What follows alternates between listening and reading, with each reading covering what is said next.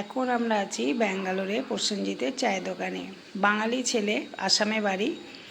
এর দোকানে এত ভালো ভালো চা পাওয়া যায়, অসম্ভব ভিড় থাকে। কিন্তু এখন যেহেতু রবিবার, খুবই সকাল, কারণ আমাদের ফ্লাইট ধরার ব্যাপার আছে। ওর কাছে আমি সকাল বিকাল আমরা দুজনে এসে চা খেয়ে যেতাম। আমার ছেলেও এখানে চা খায়।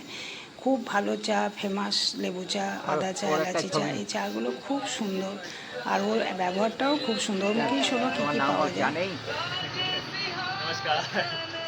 নাম কি তোমার? নাম প্রসেনজিৎ। কি পাওয়া যায় তোমার এখানে?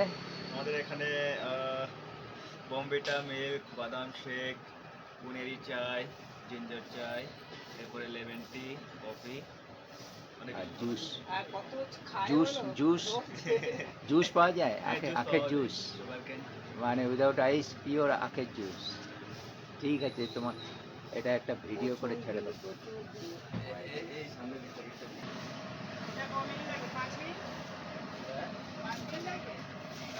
যেহেতু ছেলেটার সাথে আমাদের খুবই আলাপ পরিচয় হয়ে গেছিলো, আর রোজই যেতাম, ওকে বলেও এসেছি তোমার চায়ের দোকানের ভিডিওটা আমি শেয়ার করে দেবো। আমার একটা ইউটিউবে ছোট্ট একটা চ্যানেল আছে, যদি কারুর কখনও ব্যাঙ্গালোরে হোয়াইট ফিল্ডের কাছে ব্রুকফিল্ডে চায়ের দোকানের দরকার হয়, অবশ্যই এই চায়ের দোকানটায় তোমরা ট্রাই করবে। আর দেখো লেবু চাটা কি সুন্দর, চিয়া সিড আর তুলসী পাতা দিয়ে তৈরি করে এই দেখো দিয়েছে আমাকে।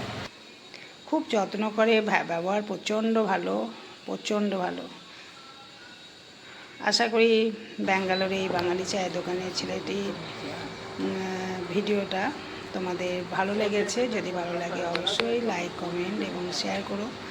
আর ব্যাঙ্গালোর এলে এই ঠিকানায় যদি আসো, প্রসেনজিতের চায়ের দোকানে অবশ্যই একবার লেবু চা খেয়ে দেখতে পারো। দুর্দান্ত চা। ঠিক আছে, এই পর্যন্তই। যদি ভালো লাগে লাইক কমেন্ট শেয়ার করবে, আর বন্ধুদের সত্যি বলছি অনেক অনেক শেয়ার করে দেবে। লেবু চা তাড়াতাড়ি হয়ে যাবে বলছে। Thank you.